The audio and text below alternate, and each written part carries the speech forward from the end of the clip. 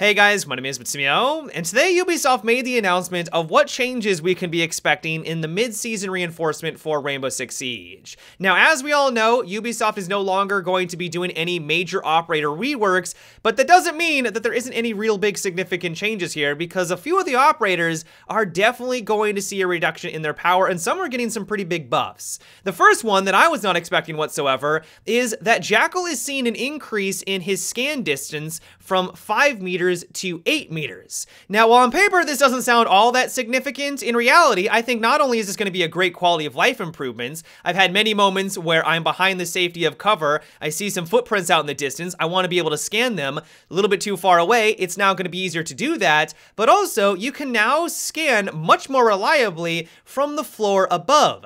If you have a sledge, buck, or if you've opened up a hatch and you see some footprints directly below you, you'll now be able to scan them to be able to identify where they're located. And so while this isn't going to be a game changer for Buck, I don't think all of a sudden he is going to be one of the most sought after operators on offense. This is definitely going to be a very nice quality of life improvement that is going to make his job a lot easier to pull off. And so I'm completely on board with this change. Another adjustment that I was not expecting is that barbed wire is getting a buff. Now, it isn't a significant change. They're moving it from a 45% slow when you're running through to a 50%, but the reason why they're doing this is that they essentially just want to give defense more breathing room to react to situations that are happening around them. What I find funny about this change isn't the fact that I disagree with it. I think it's great that they're trying to give defenders more ways to slow down the progress of offense, especially in this more aggressive meta and playstyle. What I find funny about it is that they actually nerfed barbed wire not too long ago because they felt like it was too strong and the other gadgets simply could not compete with it. If you have barbed wire and a deployable shield,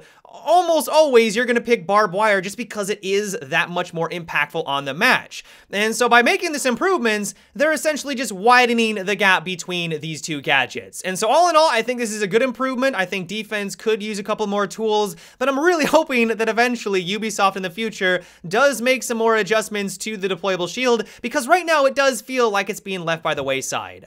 Now, one thing I know many people haven't been too thrilled by is that Finka is now going to have access to frag nades. What we didn't know about, though, a couple of days ago is that she's also getting a pretty significant nerf with her gadget. Her gadget is only now going to last 10 seconds instead of 20 seconds. The reason why Ubisoft is doing this is that they're trying to accomplish two different goals. The first one is that they're trying to make her more appealing.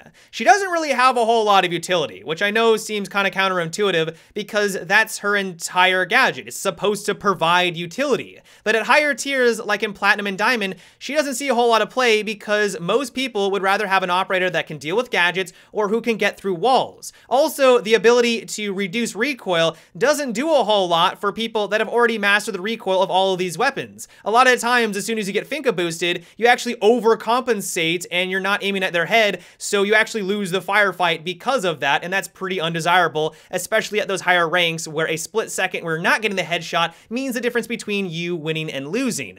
And so the hope is for Ubisoft is that by giving her frag nades, she's going to be a little bit more versatile, and that's going to get more people to play her. Now, the reason why they're nerfing her gadget from 20 seconds down to 10 seconds is that there's almost no thought whatsoever on when you activate her gadget. You could literally, at the last 60 seconds of a match, have it up the entire time.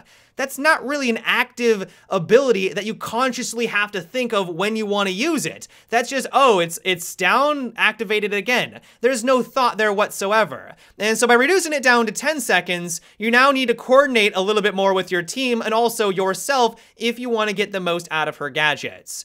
On top of that, you're now not going to be able to aim down sight as quickly when you are Finka boosted. They're going from a 50% reduction down to 25, which is a pretty significant difference. No longer is it going to be as easy, especially when it goes against a shield operator, where all of a sudden they aim down sight, which seems like instantaneously, and then take you out seemingly out of nowhere. I'm sure you've gone against a Blitz Finka combo, which can be pretty annoying and frustrating. So while it's still going to give you that that bonus, you're still going to be able to aim down sight quickly. It isn't going to be as absurd as it is right now, which I do think is a nice adjustment. Now, one thing I find very interesting about these patch notes is that they're making small, subtle tweaks to a couple of the weapons in their damage. So the F2 for Twitch is going from 40 damage down to 37. If we look over at Frost, her SMG is going from 43 damage up to 45. Now, I will admit, I have no idea how this impacts the gameplay whatsoever. Even when they describe Twitch and the reason why they're making these changes, they say that Twitch has a pick rate of 60% in ranked right now, which is very, very high, and they want to make her a little less appealing compared to some of the other operators, but at the same time, they still want her to be as powerful as she is and as fun to play. Isn't that kind of contradicting what you just said? If you want to make her weaker, but you want to keep her strong and fun, I honestly do not know what Ubisoft is trying to do here. Going from 40 damage to 37 seems completely insignificant. Basically, for every operator that you go against, that's still the same amount of rounds to be able to take them out. If we look over at Frost, yeah, going from 43 to 45 is nice, I guess. In some small situations, that could allow you to take them out a bit faster, but that's still just 3 rounds up close to be able to take them down from 100% to 0. And so overall, while I'm really happy to see that Frost is getting an upgrade, she's one of the weaker operators on defense. Ubisoft even agrees she's in a pretty weak state right now. I guess I just don't get the bigger picture on how 2 extra damage points is gonna make all that big of a deal, but it's probably just my ignorance. Moving on over to IQ, like we learned a couple of days ago, she's now no longer gonna have access to frag nades. It's been replaced by Claymore, and her electronic detection gadget is seeing a reduction in its range from 20 meters down to 15. The reason why Ubisoft is doing this is for what a lot of us expected. It's the fact that she's in a pretty solid state right now. Even though they gave her frag nades a couple of patches ago because she was too weak, now they've introduced more operators with a lot of gadgets that are in the meta. She counters every single one of them. She's 3-speed, which is really valuable. She has strong weapons. You put all that together with frag nades, it puts her in a pretty awesome spot. She sees a lot of play in the Pro League, and they're trying to reduce that effectiveness a bit. And so I understand why they're doing this. My one worry is that she might move into the opposite end of the spectrum, where she doesn't see a whole lot of play anymore because she relies on those frag nades. One of the strengths of being 3-speed is the movement. As soon as you have to go through barbed wire and you encounter all of these obstacles, which was one of her biggest weaknesses back in the day. I remember when IQ didn't have access to frag nades, one of the reasons why I never wanted to play as her was because as soon as I encountered barbed wire, all of my strengths go pretty much out the window. She really struggles. And so I think that she's still going to do very well in the competitive scene because you have teammates to rely on. You've got people that are going to take out the barbed wire for you, and she can do her job at taking out those electronic devices. My worry is for the vast majority of the players, that may not exactly be true, and she's going to see a vast reduction in her pick rates. One thing I think that is worth noting, though, is that in these patch notes, they state that they have plans in the future to dramatically change the way that IQ's gadget works. They don't go into the details, but I have a suspicion based off that they're not really happy with the way that her gadget performs. They probably have run into the problem where they've realized that every single season they introduce more of these operators that have gadgets that she can find through walls.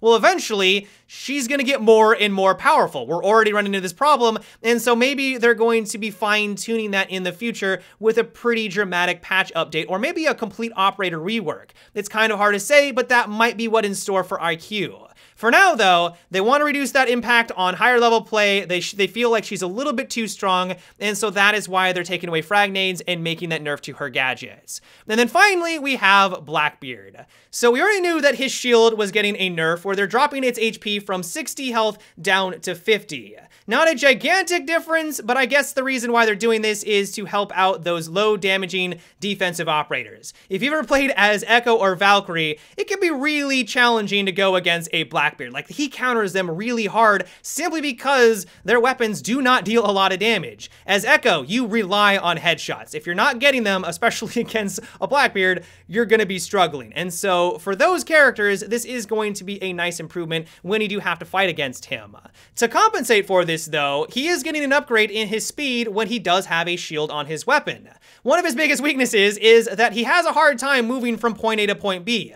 he doesn't have a lot of maneuverability, and so if you need to push the objective, if it's a 1v1 and you need to get in there, you struggle as this character, and so hopefully that is going to give him at least a little bit of an upgrade in those situations. What I wasn't expecting, though, is that his MK17 is seeing a damage buff from 42 up to 49 damage, and his DMR is seeing a reduction from 72 down to 61 damage. Right now, his DMR is very strong. You basically two-shot all operators, no matter if the 3 armor, 1 armor, at all distances, with this weapon. It's incredibly powerful. And so by reducing its damage, now it's not going to be such a powerhouse at a distance, I would imagine. But also, they're trying to make the MK17 a little bit more viable compared to it. They're trying to make the distinction and the pick when you have to choose between them a little bit harder to make. And so all in all, I'm really excited to see how all of these changes are going to be impacting the game in the next couple of months until we get that next season.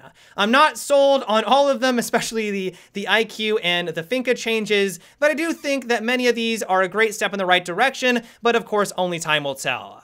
Yeah, guys, that is about it for today's video. I hope you enjoyed. Give me your thoughts on all of these adjustments. Are you excited to see a quality of life improvement to Jackal? Are you disappointed with the direction that they're going with some of these operators? Let me know down below in the comment section. But yeah, until tomorrow, have a good one and take it easy.